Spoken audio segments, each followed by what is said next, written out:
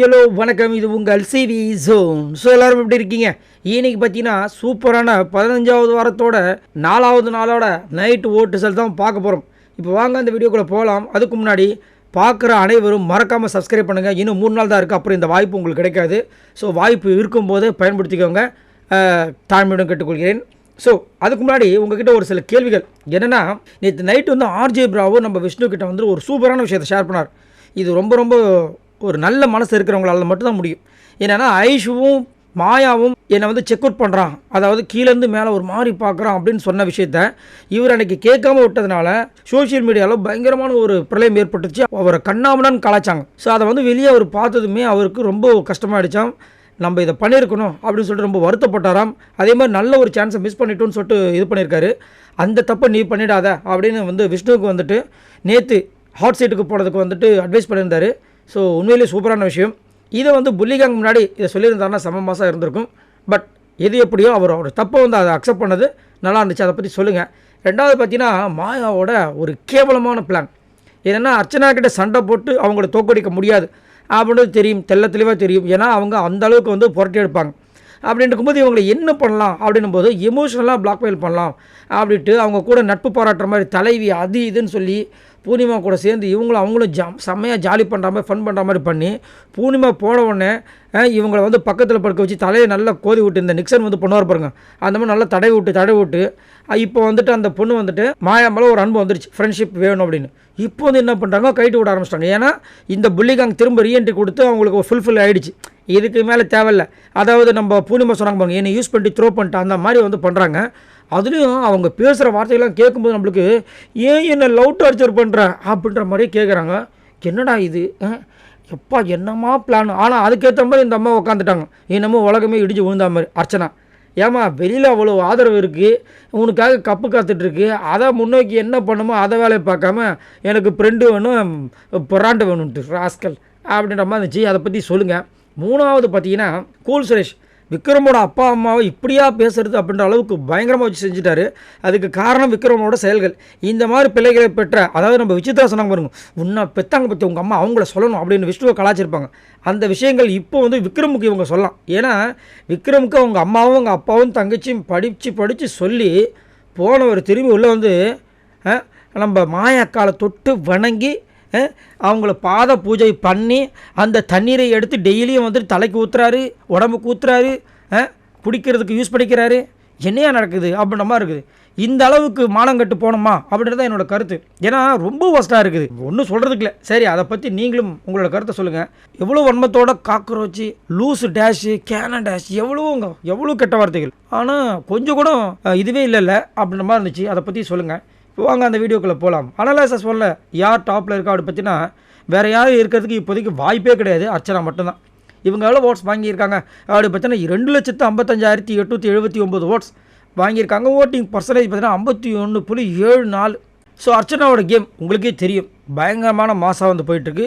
ஆனால் அவங்க கிட்ட சோம்பேறித்தனம் இருக்குது, அது வந்து மாற்றுக்கிறதே கிடையாது. அதுவும் பார்த்தீங்கன்னா ஸ்டார்டிங்கில். இப்போ பார்த்தீங்கன்னா அவங்க சொல்கிற வேலையெல்லாம் செஞ்சுட்டு தான் இருக்காங்க, கிச்சன் வேலையில் நிறைய விஷயங்கள் பண்ணிட்டு தான் இருக்காங்க. ஆனாலும் தினேஷ்க்கு இது பத்தலை. எப்படின்னா, இப்போ நம்ம வீடியோஸில் ரிவ்யூஸ் கொடுக்குறோம், ஒரு சில பேரை வச்சு கலாய்க்கிறோம். ஆனாலும் பத்தாமல் ஒரு சில பேர் நீங்கள் இன்னும் கலாய்க்கணும் அப்படின்றாங்க. ஏமா நான் கலாய்ச்சிட்டோம், இருந்தாலும் நீங்கள் இன்னும் கலாய்க்கணுன்றாங்க. அந்த மாதிரி வந்துட்டு தினேஷ்க்கு வந்துட்டு அர்ச்சனா எவ்வளோ வேலை செஞ்சாலும் பத்தலை. இதே வந்துட்டு மற்றவங்கள விடுங்க, மாயா வேலையே செய்யாமல் ஓபி அடிச்சிட்ருக்காங்க. அவங்கள பார்த்து ஈன்னு பல்ல காமிக்கிறாரு. என்னையா நீங்களும் கமலஹாசன் அவர்கள் மாதிரி இருக்கீங்கன்னா, நான் கமலஹாசன் அவர்களுடைய ஃபேனுன்றாப்பில். அடக்கடவுளை அப்படின்ற மாதிரி இருந்துச்சு. அதேமாதிரி அர்ச்சனாவை எந்த கேப்பில் கடா வெட்டலான்னு சொல்லிட்டு எல்லாருமே பார்த்துட்ருக்காங்க. ஆனால் ஆர்ஜே பிராவோ சூப்பர், சரிங்களா? அதே மாதிரி இன்றைக்கும் பார்த்தீங்கன்னா வினுஷா கிட்ட வந்துட்டு மாயா மாட்டி விட்றாங்களாம். ஏங்க வினுஷா நீங்கள் வெளியே போனீங்களே, அப்போ நாங்கள் சிரிச்சிட்டோமா, அது எவ்வளோ பெரிய தப்பு. அதை வந்து அர்ச்சனா சுட்டி காட்டிருக்காங்க. அதை வந்து இவங்க எப்படி சொல்கிறாங்கன்னா, அப்படியே மார்க் பண்ணி இவங்க கிட்ட வந்து தப்பாக வந்து அதை போட்டே பண்ணதுக்கு பண்ணாங்க. வினுஷா ரியாக்டே பண்ணல. அதுக்கு இப்போ என்னன்னுட்டாங்க இவங்க, இல்லை மனசுக்குள்ளே இருந்ததை சொல்லி காமிச்சேன், வேற ஒன்றும் இல்லை அப்படின்னு செம மொக்க சேத்துல மூஞ்சியை வந்துட்டு அப்பி வச்ச மாதிரி ஆயிடுச்சு, அசிங்கமாகிடுச்சு. இதில் அனன்யா, சரி இருங்க நான் பார்த்துக்கிறேன்ட்டு இந்த வீட்லேயே ரொம்ப இரிட்டேட்டான ஒருத்தங்க ஆளுங்க இருக்காங்க. அவங்களோட பேர் 7 ஆரம்பித்து 7 முடியும். உடனே அர்ச்சனை அங்கேருந்து அனன்யா அப்படின்ட்டாங்க. இவங்களுக்கும் சேர்த்துலையாடி, என்னடா இது இந்த மாதிரி ஃபார்மில் இருக்காங்க நம்ம இருந்துச்சு, செம மாதம் இருந்துச்சு. அதெல்லாம் பார்த்து ரசிச்சிங்கன்றதை சொல்லுங்கள். ஆனாலும் இந்த பொண்ணை எமோஷனலாக நல்லா பிளாக்மெயில் பண்ணி வச்சுருக்காங்க நம்ம மாயா. ஆனால் ஒன்றும் லவ் டார்ச்சர் பண்ணாதான்ற மாதிரி வந்து அர்ச்சனாவை வந்து இது பண்ணிட்டு இருக்காங்க. அர்ச்சனா அந்த மாய வலையிலேருந்து வெளியே வந்துட்டு நிம்மதியாக எவ்வளோ பேர் இருக்காங்க. ஏன் ஆர்ஜே பிராவுக்கிட்ட பேசிட்டு போங்க, உங்களுக்கு என்ன இப்போ வெளியில் போயிட்டு நல்லா எல்லாருக்கிட்டும் ஜாலியாக பேசுங்க அப்படின்னு தான் மக்களோட கருத்தாக இருக்குது. சரி, 2வது பிளேஸ் பார்த்தீங்கன்னா மணி.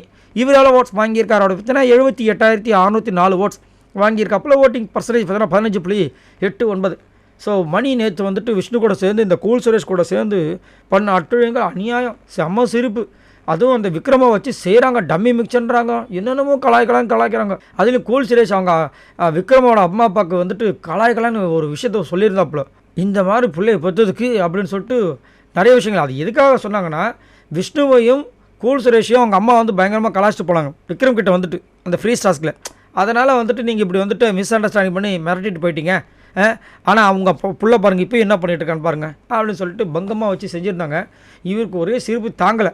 ஏங்க மணியை பற்றி சொல்லுவீங்க பார்த்தா கூல் சுரேஷ் பற்றி சொல்லிட்டு இருக்கீங்கன்னா, மணி வேறு எதுவும் பண்ணலைங்க. மற்றபடி நல்ல ஒரு சூப்பரான ஒரு பிளேயர். அதனால தான். அது மட்டும் இல்லாமல் இவ்வளோ அமிழ்த்தமிழ்கள் நடக்குது, எல்லோரும் ஏதாவது விஷயங்கள் பண்ணுறாங்க, ஒரு சிலர் தாக்குறாங்க, ஏதாவது பண்ணுறாங்க. ஆனால் மணி பார்த்திங்களா, அவர் உண்டு, அவரோட வேலை உண்டு. அதுதான் வந்து எல்லாருக்கும் பிடிச்சிருக்கு. இது ஓகே இல்லை. 3வது பிளேஸ் பார்த்தீங்கன்னா தினேஷ். இவரோட ஓட்ஸ் வாங்கியிருக்காரு. அவரோட பார்த்தீங்கன்னா 55,839 ஓட்ஸ் வாங்கியிருக்காப்புல. ஓட்டிங் பர்சன்டேஜ் பார்த்தீங்கன்னா 11.29. நேற்று வந்துட்டு ஒரு பெரிய பயங்கரமான விஷயம் நைட்டு என்னன்னா, மாவில் வந்துட்டு மாவை கலக்கிறேன்னு சொல்லிட்டு நம்ம விஷ்ணு வந்துட்டு தயிரை கலந்துட்டாப்புல. ஆனால் பாவிகளா, என்னையா நடக்குது? எவ்வளோ பெரிய தப்பு! எத்தனை பேரோட சாப்பாட்டில் வந்து கையை வச்ச மாதிரி. ஏன் தினேஷ் பொங்க வேண்டியதானே? பொங்காமல் அப்படியே பரவாயில்ல சொல்லக்குட்டின்ற மாதிரி வந்துட்டு அப்படி தடவி கொடுக்குறாப்புல. இதே வந்துட்டு அர்ச்சனா பண்ணி தான் விட்டுருப்பாரா? அதுலேயும் நைட்டு செம்ம சண்டை. அதில் வந்து அர்ச்சனா வந்து டென்ஷன் ஆகிட்டு போயிட்டாங்க. அதுக்கப்புறம் திரும்ப வந்து சரி தோசை சுடலான்னு சொல்லிட்டு வராங்க. அப்போ ஏதாவது வேணுமாமான்னு இவர் கேட்குறாரு. இல்லை ப்ரோ, நான் ஏதாவது கேட்க அப்புறமா நீங்கள் வந்து ஒரு இடத்துல வந்துட்டு எல்லாத்தையும் கேட்குறீங்கன்னு சொல்லுவீங்க, எனக்கு வேண்டான்ட்டாங்க. உடனே இவர் ஏமா அப்படி பேசுகிற? இதோ நேற்று கூட தான் நீ கிழங்கு வந்து சமைச்சிட்டு இங்கே வச்சுட்டு போயிருந்தேன், நான் ஏதாவது சொன்னனாமா? ஆனால் பாவிகளா, இதுக்கும் வந்துட்டு அர்ச்சனா வந்து கலாய்ப்பீங்களா? எப்பா அப்போ வந்து விசித்ரா சொன்னது எல்லாமே முற்றிலும் உண்மையா அப்படின்ற மாதிரி இருந்துச்சு. ஒரு சில பேர் வந்துட்டு கமெண்ட்ஸில் போடுறாங்க, ஏங்க முன்னாடி நீங்கள் வந்து தினேஷை கலாய்ச்சிங்க, இப்போ வந்துட்டு அவர் உயர்த்தி பேசுகிறீங்க, நாங்களாம் சொல்லும்போது நீங்கள் கலாய்க்க மாட்டீங்க, நீங்கள் நல்லவர் சொன்னீங்க, இப்போ வந்து நாங்கள் சொல்லவே இல்லை, ஆனால் நீங்கள் கெட்டவர் சொல்கிறீங்க, உங்களுக்கு அர்ச்சனாக்கு மட்டும் அவர் எதிர்த்து பேசுனா உங்களுக்கு அப்படியான்னு கேட்குறாங்க. அப்படி கிடையாது. நம்ம எப்போயுமே பார்த்தீங்கன்னா ஆளை பார்த்து சொம்பு தூக்குறது கிடையாது, ஆளோட கேமை பார்த்து சொம்ப தூக்குறோம். அதனால தான் உங்களுக்கு இந்த பிரச்சனை. நீங்கள் நல்லா நோட் பண்ணி பாருங்கள். அர்ச்சனா தப்பு பண்ணும்போது அர்ச்சனாவை பற்றி இங்கே போட்டிருக்கோம். தினேஷ் தப்பு பண்ணும்போது இது வரைக்கும் முன்னாடி பண்ண மாதிரி தெரில. ஏன்னா அதை விட பயங்கரமான தப்பு விசித்ரா பண்ணியிருந்தாங்க. இங்கே வந்துட்டு அர்ச்சனா கிட்ட சண்டை போட வேண்டிய அவசியமே கிடையாது. ஏன்னா ஒரு காலத்தில் தலைவின்னு சொல்லிட்டு அண்ணன் தங்கச்சி மாதிரி என்னென்னமோ பண்ணார். ஒரு கமல்ஹாசன் எபிசோடில் வந்துட்டு எல்லாருமே வந்து அர்ச்சனா எதிர்த்தாங்க. இவர் வந்துட்டு இல்லை சார், சொன்ன வேலையில் செய்வாங்க சார், சொன்னால் செய்வாங்க சார் அப்படியே முட்டு கொடுத்தாரு. ஏன் இப்போ எங்கே போச்சு அந்த முட்டுலாம்? ஸோ இப்போ வந்து மாயாவுக்கு முட்டு கொடுக்குற வேலையை ஆரம்பித்ததுனால அர்ச்சனா இப்போ கசக்குது. அதனால தான் நம்ம கலாய்க்கிறோம். 4வது பிளேஸ் பார்த்தீங்கன்னா மாயா. இவங்களும் ஓட்ஸ் வாங்கியிருக்காங்க. அப்படி பார்த்தீங்கன்னா 51,314 ஓட்ஸ் வாங்கியிருக்காங்க. ஓட்டிங் பர்சன்டேஜ் பார்த்தீங்கன்னா 10.38. பிக் பாஸ் கிட்ட இன்றைக்கி ஒரு பெரிய ரிக்வஸ்ட். இந்த மாதிரி ரிக்வஸ்ட் வச்சாவே அங்கே ஒரு பெரிய பிரளயமே ஏற்பட்டுரும். ஏன்னா ஒன்று கோட் வேர்டு, இல்லை ஏதாவது ஒரு 7:30 தான் கூட்டிடுவாங்க வச்சுக்கோங்க. இன்றைக்கி 6 பேர் உள்ளே வரணுமா? அதுவும் ரவீனா, ஆயுஷு, நிக்சன், பூர்ணிமா எல்லாமே 7:30. இவங்களுக்கு அவங்களாம் வரணுமா? ஏன்னா இவங்களுக்கு ஒரு ஃபீலிங் வந்துருச்சான். நேற்று வந்துட்டு விஷ்ணுவை வச்சுக்கிட்டு நீங்கள் விஜயவர்மா அனுப்புறீங்கன்னா இங்கே ஏதோ ஒரு சதி நடக்குதான். பண்ணுற சதி பூராமே இந்த மாதிரி பண்ணுறது மக்கள் மேலே திணிக்கிறாங்க. இவங்க வந்து இவ்வளோ நாள் மக்களோட ஓட்டால் மட்டும்தான் வந்தாங்களாம். அப்படி நம்ம நம்பணுமா? இவ்வளோ கேமரா இருக்கும்போது இவ்வளோ போய் பேசுகிறீங்களே, உங்களெல்லாம் என்ன பண்ணுறது நம்ம இருந்துச்சு. அதுக்கப்புறம் என்ன சொல்கிறாங்க, அதனால் எனக்கும் வந்துட்டு போயிடும்னு தோணுது. ஏன்னா மக்கள் சக்தியை வந்து இந்த ரோபோட் சக்தியை வந்து மிஞ்சிருமா. என்னென்னா அதாவது மாயாவுக்கு மட்டும்தான் மக்கள் ஓட்டம், மற்றவங்க எல்லாருக்குமே ரோபோட் ஓட்டம். இப்படியே பைத்தியம் மாதிரி பெணாத்திட்டே போங்க. யாராவது பச்சை கலர் ட்ரெஸ் போட்டு கிஎம்சி கூட்டு போயிடுவாங்க அப்படின்ற மாதிரி நிறைய பேர் வந்து கலாய்ச்சிட்ருக்காங்க. அதுலேயும் முக்கியமாக அவங்களுக்கு வேணுமா பூர்ணிமா, நிக்சன், ஐஷுவா சார் தான். ஐஸ்வர்யா நீங்கள் நினச்சி பார்த்தாலும் வரமாட்டாங்க தான் தோணுது. சப்போஸ் வந்தால் கூட அவங்க அப்பா கூட தான் வருவாங்க போல இருக்குது.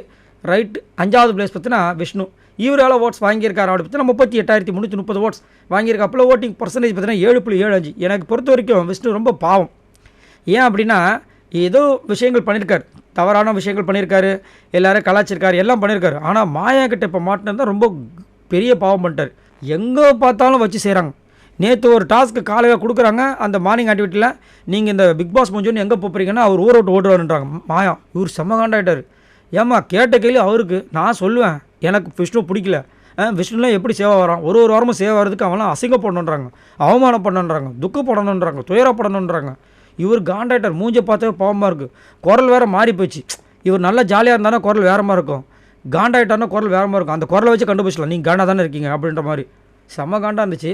ஆனால் முற்பகல் செய்யின் பிற்பகல் விளையும், செஞ்ச பாவங்கள் அவ்வளோ இருக்குது. நம்ம புள்ளிகாங்கன்னு சொல்லிட்டு மாயா பூர்ணிமா நிக்சன்லாம் சொல்லிட்டு இருக்கோம். அதில் ஒன் ஆஃப் த ஆள் தான் நம்ம விஷ்ணு. அவனும் சேர்ந்தானே உரிமை குரலை தூக்கி அவ்வளோ வண்டியாக பேசினார். அதுவும் வந்துட்டு நேற்று ஹாட் சீட்டில் கண்ணீர் வருகிறது அவருக்கு. இதே மாதிரி தானே ஒரு நாள் பயந்துட்டு ஸ்டார்டிங்கில் பிரதீப் பண்ணார். அதை எப்படிலாம் சொல்லி கேலி பண்ணிங்க, உன்னோட உதறல் நான் பார்த்தேனே அப்படின்னு. ஏன் நேற்று உங்களுக்கு எங்கே போச்சு தைரியம்? உங்களோட உதறலை ஊரே பார்த்துச்சே, சிரிச்சிச்சே, வாயை விடணும், அதான் பார்த்து விடணும். அதுதான் வந்துட்டு இங்கே சூப்பரான விஷயமா இருக்குது. சரி, இவங்க எல்லாரும் மொத்தமாக வாங்கின ஓட்ஸ் எவ்வளோ அப்படி பார்த்தீங்கன்னா 4,94,552 ஓட்ஸ் வாங்கியிருக்காங்க. ஸோ இந்த வாரம் மகத்தான வெற்றியை எனக்கு தெரிஞ்சு கண்டிப்பாக அர்ச்சனா தான் வெற்றி பெற போகிறார்கள் அப்படின்றது என்னோட கருத்து. உங்களோட கருத்தை சொல்லுங்கள். யார் இந்த சீசன் 7 டைட்டில் நேரம் வரப்போகிறாங்க? மறக்காமல் கமெண்ட்ஸ் பண்ணுங்கள். பாய் நண்பர்களே.